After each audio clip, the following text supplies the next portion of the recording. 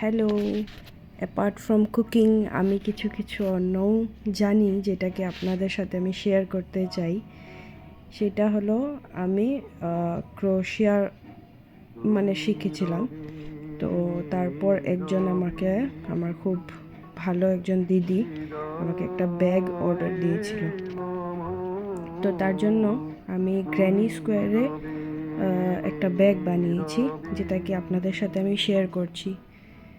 তো দেখতে পাচ্ছেন কি, যারা জানে একটু এটা দেখে বুঝতে হয়তো পারবে। আমি এখানে 9 নম্বর ক্রোশিয়া হুক ইউজ করছি, আর উলটা আমার একটু মোটা চাচ্ছিলাম, তার জন্য আমি ইয়ার্নের থেকে দুইটাকে জয়েন করে আমি একটু মোটা করে করছি।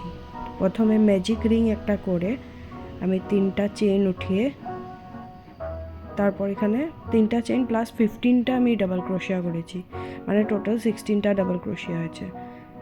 তারপর এখানে একটা স্লিপ স্টিচ করে আমি এটা জয়েন করে দিলাম। তারপর 3টা চেইন উঠিয়ে আমি একটা চেইন স্কিপ করে তারপরে চেইনে আমি স্লিপ স্টিচ করলাম, এরকম 8 বার করব।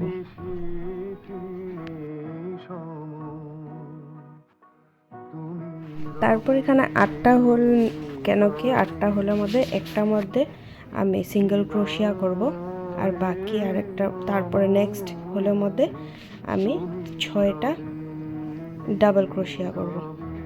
তারপর আবার সিঙ্গেল ক্রোশিয়া ওরকম করে চারবার ওরকম করে প্রথম লাইনটা করব। আমি ক্রোশিয়াতে অনেক বেশি ইন্টারেস্টেড, তো তার জন্য ভাবছিলাম লঙ্কাতে একটা ওয়ার্কশপও খুলবো করে 4 দিনের জন্য। তো দেখি, যদি কেউ ইন্টারেস্টেড হয় তাহলে কন্ট্যাক্ট করতে পারো আমার সাথে। নেক্সট মান্থের দিকে আমি হয়তো ওয়ার্কশপ খুলতে পারি আরেকজনকে নিয়ে। তো ডিটেইলস আমি শেয়ার করব আরও কিছুদিন পরে, আমি সবাইকে জানিয়ে দেব। তো এরকম আমি 4টা পাপড়ি করে ফেললাম। তারপর আমি নেক্সট লাইন যেটা রোজের হবে সেটার জন্য এটা আমি স্লিপ স্টিচ দিয়ে আমি ব্লক করে দিলাম। তারপর নেক্সট লাইনের জন্য আমি 2টা চেইন নেব,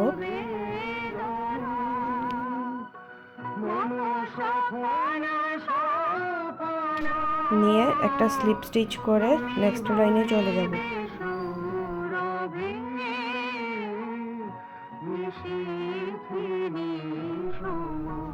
নেক্সট লাইনে গিয়ে আমি 3টা চেইন নিয়ে আরেকটা পাপড়ির মধ্যে আমি জয়েন করার জন্য সিঙ্গেল ক্রোশিয়া দিয়ে জয়েন করব। তো এইভাবে 8টা লাইন আমি করব। 8টা লাইন করলে ওই নেক্সট 8টা পাপড়ির জন্য আমি এটা একটা বেস রেডি করার জন্য এটা করলাম। আমি ওরকম অনেক কিছু বানাতেই থাকি, তো সব কিছু আপনাদের সাথে শেয়ার করা হয় না। তো রিসেন্টলি আমি একটা মাফলারও রেডি করছিলাম, তো আমি ওই মাফলারটাও আপনাদের সাথে শেয়ার করব।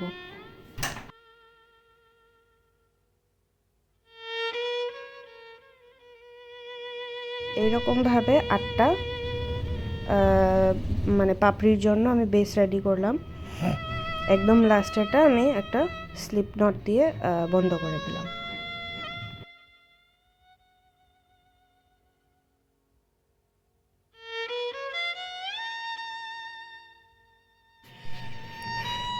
এই আমার 8টা চেইন হয়ে গেল, বেস হয়ে গেল। তারপর আমি একটা চেইন নেব, নিয়ে তারপর এখানে একটা সিঙ্গেল ক্রোশিয়া করব, করে প্রথম হোলটার মধ্যে সিঙ্গেল ক্রোশিয়া, তারপরের হোলটার মধ্যে আমি 8টা ডাবল ক্রোশিয়া করব, করে তারপর আবার নেক্সট হোলটার মধ্যে আমি সিঙ্গেল ক্রোশিয়া নেব। এরকম করে 4বার করব, 4টা পাপড়ি হবে। সরি, আমি 8টা পাপড়ি বলে ফেলেছিলাম।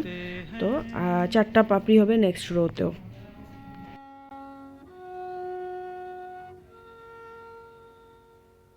बड़े अच्छे लगते हैं क्या? ये धरती ये नदियाँ। লাস্টে একটা স্লিপ স্টিচ করে আমি এটাকে ব্লক করে দিলাম। এবার নেক্সট রোর জন্য আবার আমি 3টা চেইন নিলাম, সরি 2টা চেইন নিলাম, তারপর একটা স্লিপ স্টিচ করে এটা লক করে, তারপর 3টা চেইন করে করে আবার স্লিপ স্টিচ করে আবার সেম বেস বানালাম পাপড়ির জন্য, কিন্তু এইবার 8টা পাপড়ি হবে। এইভাবে যদি আপনারা শিখতেও চান, কেন কি ইউটিউবে আমার মনে হয় না এখন পর্যন্ত বাংলাতে কেউ টিউটোরিয়াল নিয়ে এসছে করে, তো যদি ক্রোশিয়া হুকসের জন্য মানে ক্রোশিয়ার জন্য কেউ যদি বাংলাতে টিউটোরিয়াল চায় বা কিছু আমি শিখাতে পারি, ক্লাস করাতে পারি, তার জন্য আমার ইউটিউব চ্যানেলেও জয়েন করতে পারো। আর এমনি আমি ওয়ার্কশপ যেটা করছি, হোপসও করি, যদি নট শিওর, যদি হয় তাহলে ওইটাতে জয়েন করতে পারবে। ফার্দার বিজনেসের জন্য অনেক প্রফিটেবল হয়, কেন কি আজকাল ক্রোশিয়া আইটেমসের বহুত বেশি ডিমান্ড, বহুত। তো নেক্সট রোতে আমি একটাই হোলের মধ্যে একটা সিঙ্গেল ক্রোশিয়া নেব, তারপরে 8টা ডাবল ক্রোশিয়া নিয়ে লাস্টে একটা সিঙ্গেল ক্রোশিয়া নিয়ে একটা পাপড়ি, তারপরে নেক্সট হোলের মধ্যে সেম একটা সিঙ্গেল ক্রোশিয়া নেব, 8টা ডাবল ক্রোশিয়া আর একটা সিঙ্গেল ক্রোশিয়া নিয়ে এরকম 8 বার করব, তারপরে 8টা পাপড়ি আমার তৈরি হয়ে যাবে। এটা ছোট একটা হোল দিয়ে মানে 8টা ডাবল ক্রোশিয়া করতে অনেক কষ্ট হয়, কিন্তু আপনারা চেষ্টা করবেন 8টা একদম করতে যেমনি হোক, কেন কি পাপড়িটা একটু মানে গোল গোল হয়ে সুন্দর লাগে আর কি, রোজটা দেখতে কম বেশি হলে ভালো লাগবে না দেখতে।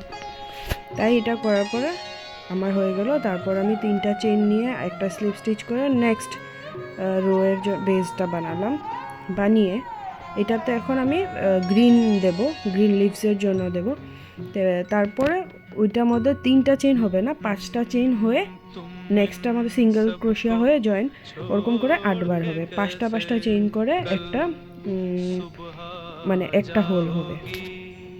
এটা আমি পাতাটার জন্য বেস বানাচ্ছি। इन्हें भी तो तुम याद बहुत आओगी, तुम इन सब को छोड़ के कैसे कल सुबह जाओगी मेरे साथ, इन्हें भी तो तुम याद এই গ্রিন কালারের আমি উলটা নিলাম 2টা জয়েন করে, তারপর 3টা চেইন উঠাবো, এটা সিঙ্গেল এটা ডাবল ক্রোশিয়ার কাউন্ট হবে একটা, তারপর একটা হোলের মধ্যে আমি 3টা ডাবল ক্রোশিয়া নেব, মানে একটা তো 3টা চেইন হলে এটা একটা ডাবল ক্রোশিয়া কাউন্ট হবে, আরও 2টা ডাবল ক্রোশিয়া নেব, নিয়ে টোটাল 3টা ডাবল ক্রোশিয়া হলো। তারপর আমি নেক্সট হোলটাতে 3টা ডাবল ক্রোশিয়া নিয়ে 2টা চেইন নিয়ে আবার 3টা ডাবল ক্রোশিয়া নেব একটাই হোলের মধ্যে, তারপর এটা একটা কর্নার ক্রিয়েট হবে, তারপর আবার নেক্সট হোলের মধ্যে 3টা ডাবল ক্রোশিয়া নেব, ওরকম করে আমি এই ইয়েটা 4 বার করব। 4 বার করলে আমার 4টা কোণা হবে, আর মধ্যে মধ্যে 4টা ডাবল ক্রোশিয়া 3টা হবে।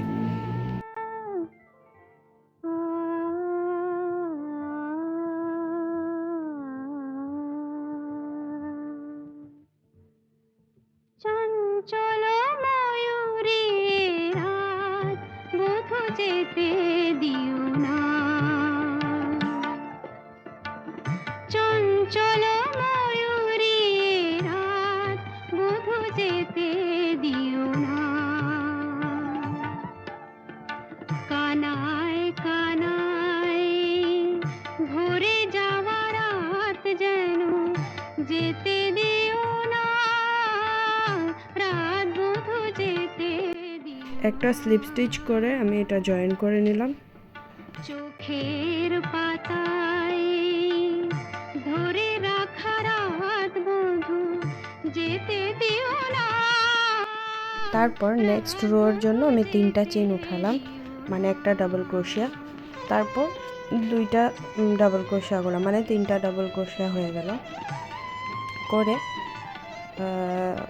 এরকম 3টা ডাবল ক্রোশিয়া আরেকবার করব, মানে 3টা নিচের রোর 3টা ডাবল ক্রোশিয়া ছেড়ে মধ্যখানে গ্যাপটার মধ্যে আবার 3টা ডাবল ক্রোশিয়া করব। হয়ে গেল 2টা 3টা ডাবল ক্রোশিয়ার সেট। তারপর কর্নারটার মধ্যে এসে 3টা ডাবল ক্রোশিয়া করে 2টা চেইন করে আবার 3টা ডাবল ক্রোশিয়া করব, মানে ওইখানে আরেকটা কর্নার হয়ে গেল। কর্নারটা বরকরার থাকবে। পরশে পরশে থেমে থাকা রাত যেন যেতে দিও না, রাত বন্ধু যেতে দিও না, চঞ্চল ময়ূরী। ওরকম করে আমার গ্রিনের 2টা রো কমপ্লিট হয়ে গেল। তারপর এটাকে আমি স্লিপ স্টিচ করে কেটে দেব। কেটে তারপর আমি হোয়াইট জয়েন করব। এবার উপরটা হোয়াইট, এটা হলো গ্রেনি স্কোয়ার বলে, এটা গ্রেনি স্কোয়ার হচ্ছে। তো উপরে হোয়াইটটা আমি কটন ইয়ার্ন ইউজ করব।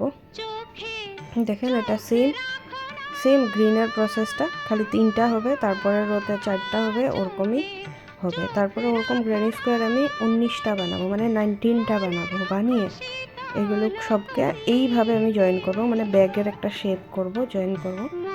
জয়েনিংটা আমি দেখিয়ে দিচ্ছি।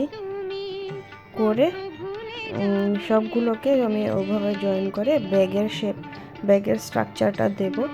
দিয়ে উপরে আমি ডাবল ক্রোশিয়া কয়েকটা লাইন দিয়ে বেল্ট একটা রেডি করে তারপর ব্যাগটা আমার হয়ে যাবে রেডি। চঞ্চল ময়ূরী রাত বধূ যেতে দিও না, চঞ্চল ময়ূরী রাত বধূ যেতে দিও না।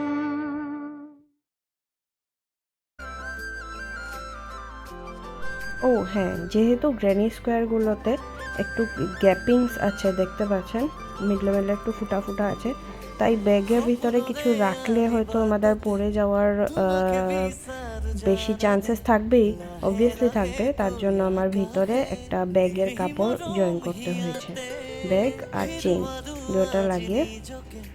তারপর আমার ব্যাগটা পুরো রেডি হয়ে গেছে, ready to sell. Thank you.